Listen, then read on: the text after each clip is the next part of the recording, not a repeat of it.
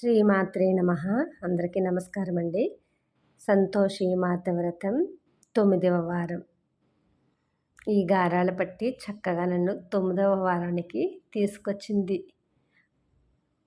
చూస్తున్నారు కదా మరి అమ్మని, బుజ్జి తల్లిని. మీరు సంతోషి మాతని, అమ్మని చూస్తూ ఉండండి. కంచికామకోటి పీఠాధిపతి అయిన శ్రీ శంకర విజయేంద్ర సరస్వతి గారు శ్రీ గణేష్ శర్మ ద్రావిడ్ గారికి శిష్యరికం హోదాని ప్రకటించారు. అక్షయ తృతీయ రోజు. నాకు తెలిసినంత వరకు గణేష్ శర్మ ద్రావిడ్ గారు వారి పూర్తి పేరు, ఆయన 71వ పీఠాధిపతిగా ఎలా నిర్ణయించారో అన్న విషయాలు మీ అందరికీ చెప్పడానికైతే ప్రయత్నం చేస్తానండి. ప్రస్తుతం శంకర విజయేంద్ర సరస్వతి గారు కంచికామకోటి పీఠాధిపతిగా బాధ్యతలు నిర్వహిస్తున్నారు. తన తర్వాత వారసునిగా 71వ పీఠాధిపతిగా ఆంధ్రప్రదేశ్ రాష్ట్రంలోని పిఠాపురంకు చెందిన 27 సంవత్సరాల వయస్సు ఉన్న గణేష్ శర్మ గారిని ఆయనే ఎంచుకున్నారు. అసలు ఎవరు ఈ గణేష్ శర్మ అని ఆరా తీయటం మొదలు పెడితే, గణేష్ శర్మ గారి పూర్తి పేరు దుడ్డు సత్య వెంకట సూర్య సుబ్రహ్మణ్య గణేష్ శర్మ ద్రావిడ్. ఆంధ్రప్రదేశ్లోని కాకినాడ జిల్లాలో గణేష్ శర్మ గారు జన్మించారు. తండ్రి గారి పేరు దుడ్డు ధన్వంతరి, తల్లిగారి పేరు అలిమేలు మంగమ్మ. తండ్రి ధన్వంతరి గారు అన్నవరం సత్యనారాయణ స్వామి దేవాలయంలో వ్రత పురోహితుడిగా చేస్తున్నారు. కొడుకుకు వేద విద్యకు, దైవ సేవకు అంకితం చెయ్యాలని ధన్వంతరి గారు ముందే నిర్ణయించుకున్నారు. చిన్నతనం నుంచే వేద విద్యను కొడుకుకు నేర్పించడం మొదలుపెట్టారు. 6 ఏళ్ల వయసు నుంచే వేదాభ్యాసాన్ని గణేష్ శర్మ గారు ప్రారంభించారు. కర్ణాటక రాష్ట్రంలోని చందుకొట్లు పూసమణి రత్నాకర్ భట్ శర్మ గారి వద్ద వేదాభ్యాసాన్ని మొదలుపెట్టిన గణేష్ శర్మ గారు ఆ తరువాత రోజుల్లో తిరుమల తిరుపతి దేవస్థానంలోకి అడుగుపెట్టారు. అక్కడ పల్లమూడి సత్య వెంకటరామనాథమూర్తి వారి దగ్గర శిష్యరికం చేసి సప్తమంజరి, ధాతురూపావళి, సమసహ కుసుమావళి ఇలా ఎన్నో పుస్తకాలను అవపోసన పట్టారు. వీటికి అదనంగా ఋగ్వేద పండితులు, సంస్కృత ఉపాధ్యాయులు అయిన శ్రీ కమ్మరపల్లి సతీష్యాధ్యాచార్య వద్ద సంస్కృత పాఠాలను నేర్చుకున్నారు. వేదాలకు అర్థాలను సాధన చేశారు. అదే సమయంలో గణేష్ శర్మ గారు వేద అధ్యయనాలతో పాటుగా అన్నవరంలోనే LKG నుంచి 5వ తరగతి వరకు సమకాలీన విద్యను కూడా పూర్తి చేశారు. 2009వ సంవత్సరంలో వేసవి సెలవులలో తిరుపతిలో మేనమామ ఇంటికి శ్రీ గణేష్ శర్మ గారి తాత దొడ్డు సుబ్రహ్మణ్యం గారు తీసుకెళ్లారు. ఆ సమయంలో తిరుపతికి వచ్చిన కంచికామకోటి పీఠాధిపతి శంకరాచార్య స్వామి దర్శనానికి వెళ్ళారు. అప్పుడే ఆ స్వామీజీ వారు గణేష్ శర్మ గారిని చూశారు. ఆ బాలుడు గురించి ఆ సమయంలో స్వామివారికి ఏమనిపించిందో ఏమో దగ్గరికి పిలిచి ఆశీర్వదించారు. ఈ బాలుడిని వెంటనే ద్వారకా తిరుమల పూజారి అయిన రత్నాకర్ భట్ శర్మ గారి వద్ద చేర్పించండి. ఆయన ఋగ్వేద పండితులు, సకల జ్ఞాన సంపన్నుడు. ఆయన వద్ద శిక్షణ తీసుకుంటే మంచి భవిష్యత్తు ఉంటుంది అని చెప్పారు. వెంటనే రత్నాకర్ భట్ వద్ద గణేష్ శర్మను చేర్పించారు. 1 కాదు 2 కాదు, ఏకంగా 12 ఏళ్ల పాటు ఆయన వద్ద శిష్యరికం తీసుకుని ఋగ్వేద, సంగీత, ఐంద్రేణ బ్రాహ్మణ, అరణ్యకం, ఉపనిషత్తు వంటి నిమగ్నులయ్యి శిష్యరికం మొదలుపెట్టారు. ఆ తర్వాత రత్నాకర్ భట్ కుమారుడు అరసవల్లి సూర్యనారాయణ దేవాలయంలో పూజారి అయిన శ్రీ శ్రీనివాస్ శర్మ గారి వద్ద కూడా కొన్నాళ్ల పాటు గణేష్ శర్మ గారు శిష్యరికం చేశారు. ఆ తర్వాత తెలంగాణ బాసర జ్ఞాన సరస్వతి దేవాలయంలో గణేష్ శర్మ గారు ఋగ్వేద పారాయణంలో సేవలు అందించారు. కాలక్రమేణా కొన్నాళ్ల తర్వాత విజయవాడ చాతుర్మాస్యంలో అక్కడకు వచ్చిన కంచికామకోటి పీఠాధిపతిని విజయేంద్ర సరస్వతి గారిని దర్శించుకున్నారు. ఆ తర్వాత 12 ఏళ్లకు ఒకసారి చేసే మహామగం పండుగ సందర్భంగా 2019లో ఒకసారి విజయేంద్ర సరస్వతిని ఆయన దర్శించుకున్నారు. అప్పటి నుంచి కూడా స్వామివారిని దర్శించుకుంటూ వారి సలహాలతో సూచనలతో మెళకువలు తెలుసుకుంటూ వేదాంగ విద్యలు నేర్చుకున్నారు.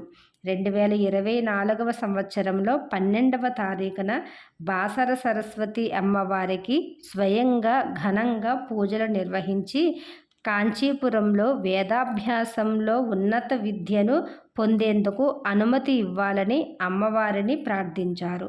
ఆ తర్వాత 2 రోజులకు ఏప్రిల్ 14వ తేదీ శంకరాచార్యుల వారిని కలిసి ఆయన ఆధ్వర్యంలో కాంచీపురంలోనే ఉండి విద్యాభ్యాసం చెయ్యాలని అభిలాష వ్యక్తం చేశారు.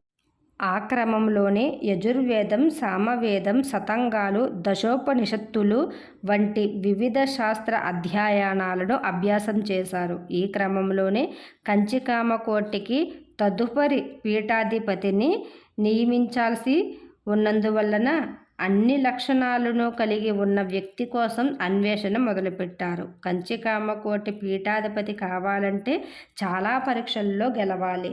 వేదాంగం పరంగా కానీ వ్యక్తిగత పరంగా కానీ గెలవాల్సి ఉంటుంది. రాగద్వేషాలను వదులుకోవాలి. కామ క్రోధ మద మాత్సల్యాలను విసర్జించాలి.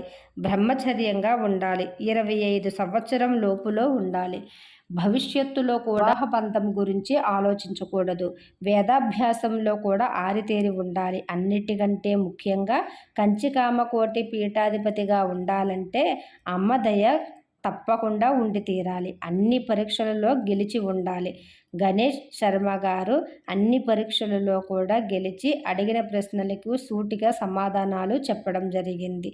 అన్ని పరీక్షల్లోనూ గెలిచిన తర్వాత గణేష్ శర్మ గారికి 71వ కంచికామకోటి పీఠాధిపతిగా నియమిస్తూ ఏప్రిల్ 30వ తేదీ అక్షయ తృతీయ రోజున గణేష్ శర్మ గారికి సన్యాస దీక్షగాను మొదలుపెట్టారు. ప్రస్తుతం పీఠాధిపతిగా ఉన్న విజయేంద్ర సరస్వతి గారు 42 ఏళ్ల క్రితం సన్యాస దీక్షను స్వీకరించారు. ప్రస్తుతం గణేష్ శర్మ గారికి సన్యాసం ఇచ్చిన వెంటనే ఆయన విజయేంద్ర సరస్వతి గారి తర్వాత కంచికామకోటి పీఠాధిపతిగా శ్రీ గణేష్ శర్మ ద్రావిడ్ గారిని ప్రకటిస్తారు. అంతవరకు శిష్యరికం హోదాలో శ్రీ కంచికామకోటి బాధ్యతలు నిర్వహిస్తారు. శిష్యరిక హోదాలో నిర్వహిస్తారన్నమాట.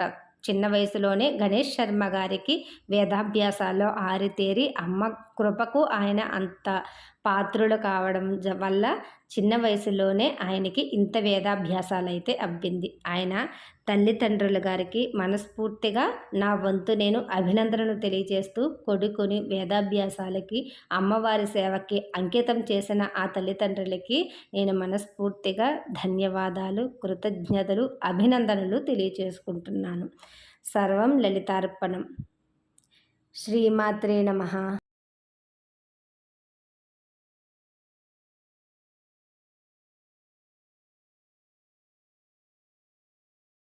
ప్రస్తుతం పీఠాధిపతిగా ఉన్న శ్రీ విజయేంద్ర సరస్వతి గారు 42 ఏళ్ల క్రితం సన్యాస దీక్షను స్వీకరించారు.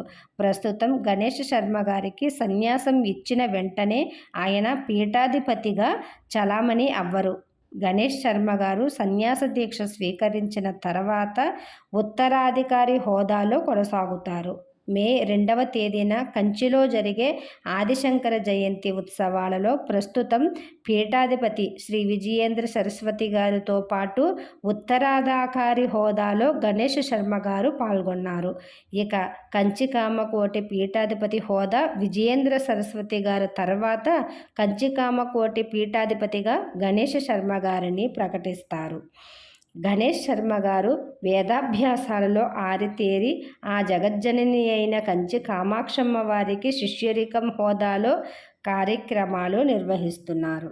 విజయేంద్ర సరస్వతి గారి తర్వాత కంచికామకోటి పీఠాధిపతిగా శ్రీ గణేష్ శర్మ ద్రావిడ్ గారిని ప్రకటిస్తారు. అంతవరకు శిష్యరికం హోదాలో శ్రీ కంచికామకోటి బాధ్యతలు నిర్వహిస్తారు. శిష్యరిక హోదాలో నిర్వహిస్తారన్నమాట. చిన్న వయసులోనే గణేష్ శర్మ గారికి వేదాభ్యాసాల్లో ఆరితేరి అమ్మ కృపకు ఆయన అంత పాత్రులు కావడం వల్ల చిన్న వయసులోనే ఆయనకి ఇంత వేదాభ్యాసాలైతే అబ్బింది. ఆయన తల్లిదండ్రుల గారికి మనస్ఫూర్తిగా నా వంతు నేను అభినందనలు తెలియజేస్తూ కొడుకుని వేదాభ్యాసాలకి, అమ్మవారి సేవకి అంకితం చేసిన ఆ తల్లిదండ్రులకి నేను మనస్ఫూర్తిగా ధన్యవాదాలు, కృతజ్ఞతలు, అభినందనలు తెలియజేసుకుంటున్నాను. సర్వం లలితార్పణం. శ్రీమాత్రే నమః.